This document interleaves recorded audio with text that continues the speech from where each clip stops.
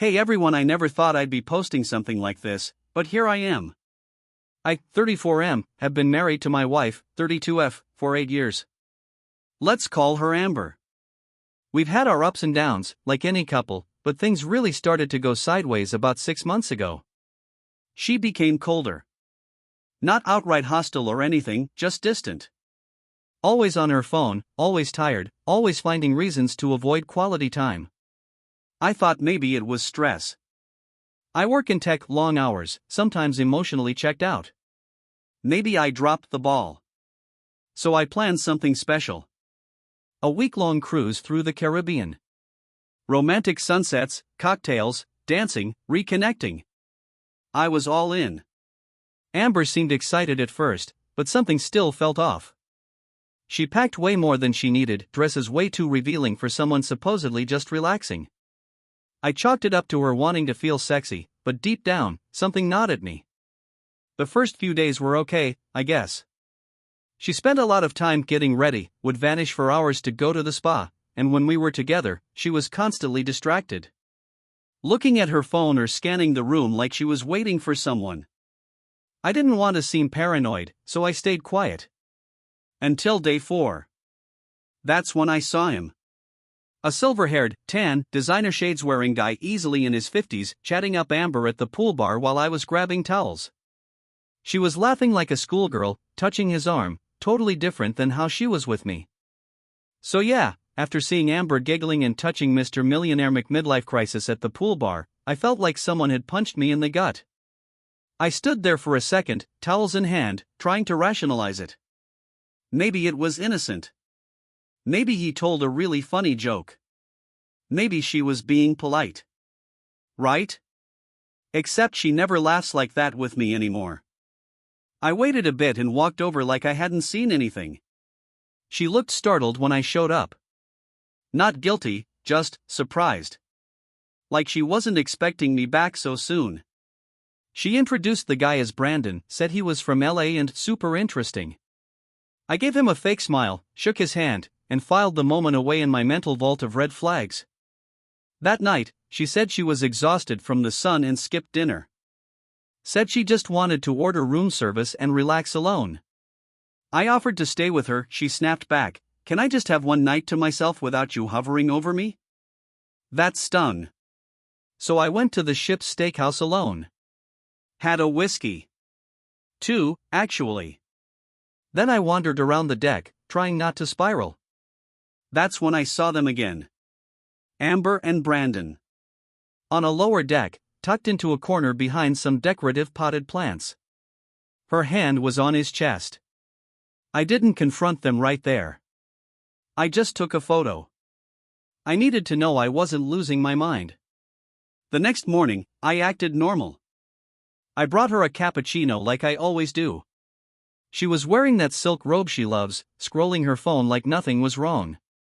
I sat on the edge of the bed and casually asked, "So, did you get much sleep after your solo night?" She barely looked up. "Yeah, I passed out early. So tired." My blood boiled, but I kept it cool. "That's funny," I said. "I thought I saw you down on deck 5 with Brandon." Her eyes narrowed. "Excuse me?" I repeated it, still calm, still composed. That's when she flipped the switch. From sleepy wife to full-on defensive mode. "I don't know what you think you saw, but I told you I needed some time alone. Why are you spying on me?" I told her I wasn't spying, I was going for a walk and saw her. That I even had a photo. She didn't even ask to see it. She just said, "So now you're stalking me with your camera?" That's sick. She twisted it all around. Gaslighting me like I was the problem. Like I was paranoid and insecure for questioning her. But I didn't back down. "I saw you, Amber. Your hand was on his chest. You looked happy. Happier than I've seen you look with me in years." She didn't deny it. She just rolled her eyes, stood up, and muttered, "You're making a big deal out of nothing." I stared at her, and for the first time in a long time, I didn't see my wife. I saw a stranger in my robe. And I knew this cruise was going to end a lot differently than I'd imagined. After that icy exchange in the cabin, I knew one thing for sure: I couldn't let her keep playing me like a fool. So I started paying attention. Every movement, every whisper, every conveniently timed girls-only spa session. It didn't take long. I overheard her whispering on the upper deck phone area one evening. I was 2 lounge chairs behind her, hiding behind a novel. She was telling someone, "Yeah, he has no idea. I told him I was with Sarah." He totally bought it. I wasn't even shocked at that point. I felt numb. The next day, I found her phone unlocked in the cabin while she was in the shower. I didn't plan to snoop. But it was open, notifications rolling in. Curiosity and pain got the best of me. There it was. A whole thread with B. Sterling. His messages were disgusting. Her replies were worse. Her, "Can't wait to sneak away tonight again. He's clueless." Him, "You in that black dress last night? Damn. My room, 11 p.m. There were heart emojis. Voice notes. Even pictures. The kind you don't want to find of your wife. Ever. I sat there with the phone in my lap, my heartbeat pounding so loud it drowned out the shower. This wasn't just a fling. She was living a double life right in front of me. On our anniversary cruise. I snapped screenshots. Sent them to myself. Proof. Not that I needed it anymore. The damage was already done. But I wasn't going to confront her just yet. Not until I had everything lined up. Because at that point, I realized something important: she didn't just betray me. She underestimated me. And that was her biggest mistake. The next evening, I set my plan into motion. I invited her to one of the romantic sunset dinners on the upper deck. Candlelight, wine, ocean breeze, the works. She wore that same black dress from the messages. I almost laughed. She was dressing up for him, not me. I played it cool the entire meal. Complimented her. Smiled. Pretended like everything was fine. And she ate it up, oblivious. Probably thinking she had me completely fooled. Halfway through dessert, I looked her dead in the eye and said, "How was your afternoon with Sarah?" She froze for a split second, just long enough for the lie to bubble up. "It was nice," she said, blinking. "We did facials and had champagne by the pool. So relaxing." I slid my phone across the table. The screen lit up with a photo, her, wrapped in a towel, sitting on that millionaire's bed. Smiling. Intimate. Indisputable. Her face went pale. "What the hell is this?" she hissed. I leaned in. "You tell me, sweetheart. You lied, snuck around, and cheated on me in the middle of the ocean. With a guy who probably has a yacht for every day of the week." She stuttered, trying to gather herself. Then the excuses came like a waterfall. "You never pay attention to me anymore. You've been so distant lately. It didn't mean anything." And finally, the classic, "It just happened." I laughed. It just happened? Like she slipped and fell onto his bed? She tried to shift the blame, of course. Accused me of being controlling. Boring. Emotionally unavailable. But I was done listening. There wasn't a shred of remorse in her voice. Only panic, because she'd been caught. She reached for my hand, but I pulled it away. "You can finish the cruise with him," I said. "I'm done being your doormat." I stood up, left her there, and walked straight to the concierge desk. It was time to make my next move. I didn't sleep that night. I just sat on a lounge chair on the top deck, staring out at the black waves, letting the wind beat against my face. Every time I closed my eyes, I saw them together, her smile, his smug expression, their hands entwined. The image played in my head like a loop I couldn't escape. The betrayal hit like a slow-acting poison. It wasn't just the cheating, it was the lies, the manipulation, the gaslighting. The way she made me feel crazy for being suspicious. The way she could look me in the eye and lie without flinching. This wasn't some impulsive, one-time mistake. She planned this.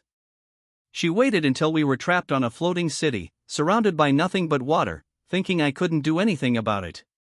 She was wrong. I'll admit part of me still wanted to scream at her.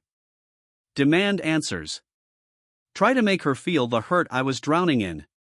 But another part of me, the saner part, realized she wasn't capable of understanding the depth of what she'd done. She didn't care. Not really. I felt humiliated. Small. Like my entire marriage had been a lie wrapped in fake smiles and filtered vacation photos. But as the sun started to rise over the horizon, casting gold over the water, something shifted in me. I wasn't going to let her define how this ended. I wasn't going to let her walk away clean. And I damn sure wasn't going to keep pretending I was okay. It was time to turn the tables. And I had just the plan. That morning, I walked back into the cabin like nothing had happened. She was there, lounging on the bed in one of those silk robes she packed for Instagram pics. She looked up, clearly unsure of how much I saw the night before. Her voice was sugary sweet, fake as ever. "There you are, babe." I was so worried. "You didn't come back last night." I thought something happened.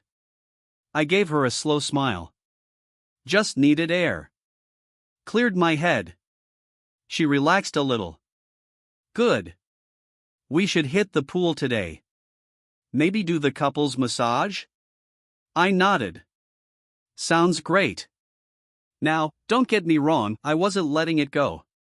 But I wasn't going to lose my temper and hand her the emotional upper hand. No, I wanted her off balance. I wanted her thinking she got away with it. So I played the part. All day. But behind the scenes, I was collecting ammo. I talked to the cruise staff, discreetly asked a few questions about the Millionaire. Apparently, this guy had a history of targeting women on cruises. He was basically a walking scandal who greased palms to keep things quiet. I even managed to get a copy of the security footage showing them entering his suite together. The receptionist wasn't subtle about helping out once I slipped him a generous tip. And then I got creative. I booked a special dinner that night, just the two of us. Private table, ocean view, candles. She showed up dolled up, thinking I was some clueless husband trying to rekindle the spark. Halfway through dessert, I slid my phone across the table and hit play.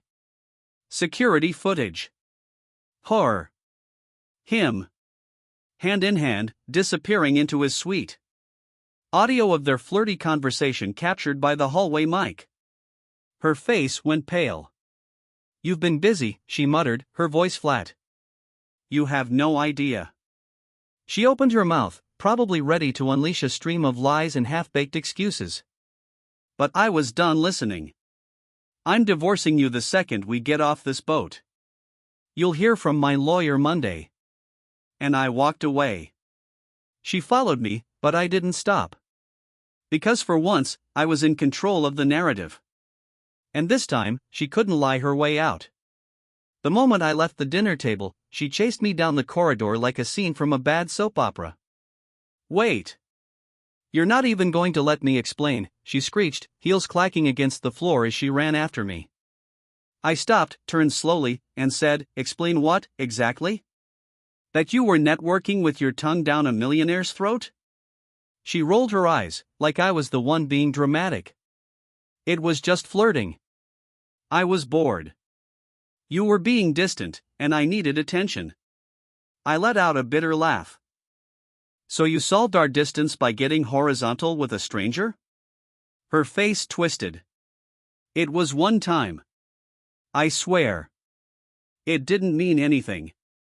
"Oh, so you just accidentally fell onto his yacht-sized, never mind." She tried grabbing my arm. "Let's talk in private. Please. We can fix this." Now, here's the part that really made me want to scream. She genuinely thought a few tears and some fake vulnerability would fix everything. Like I was stupid enough to forget what I saw.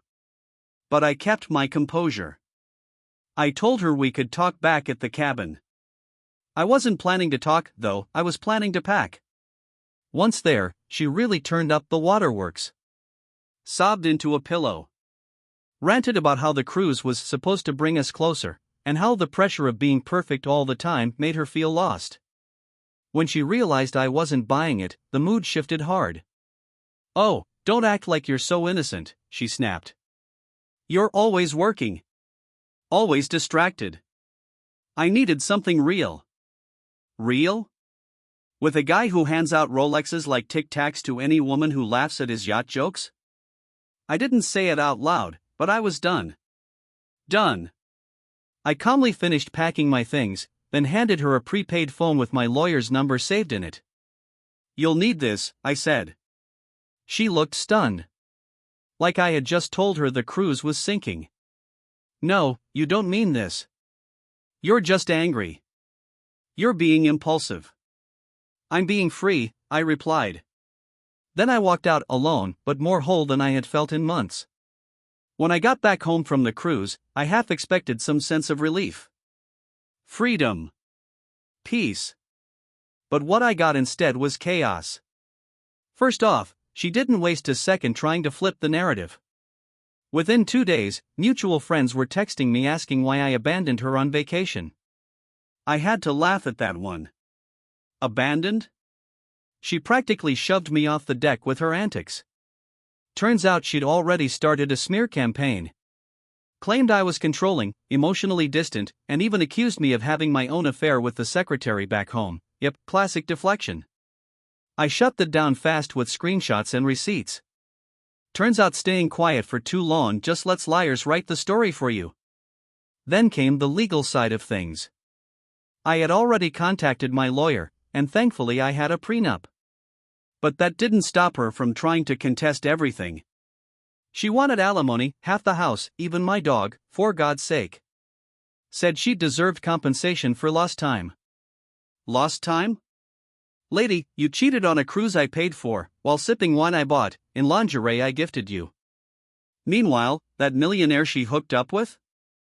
Ghosted her. Shocking, right? Apparently, his assistant told her he doesn't do complications. Guess being a gold digger without gold doesn't get you far. Emotionally, I was on a roller coaster. I'd go from feeling triumphant to angry to deeply sad.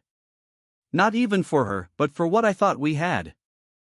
For the years I wasted trying to build something meaningful with someone who was treating it like a vacation fling. I started therapy. Needed help sorting through the mess.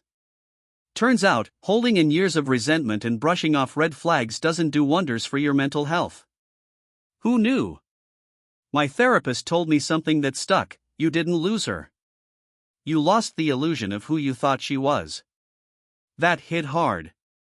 Because it was true. The woman I thought I loved? She existed only in my head. The real one was a liar in designer heels. It's been a few months since that cruise, and honestly, it feels like a lifetime ago. The divorce is finalized. She didn't get much, thanks to that beautiful prenup and a judge who wasn't swayed by crocodile tears. I kept the house, my dog, and more importantly, my sanity. Looking back, there are a few things I wish I'd seen sooner. The red flags. The emotional distance. The weird way she'd always flirt with guys in front of me like it was some kind of joke. The constant need for attention, for validation. Her manipulations disguised as jokes or just being honest. She wasn't just a cheater, she was a narcissist in a sundress. And what hurt most wasn't the affair with the millionaire on that cruise. It was realizing that for a long time, I was the only one trying to keep us together. I was loyal to someone who saw me as a placeholder until something shinier came along. So here's what I tell anyone who suspects something's off in their relationship. Trust your gut. If something feels wrong, it probably is. Don't ignore consistent patterns of disrespect, no matter how subtle. Love shouldn't feel like a competition for someone's attention. You're not paranoid for asking questions or wanting emotional intimacy. And if they cheat? That says everything about them, not you.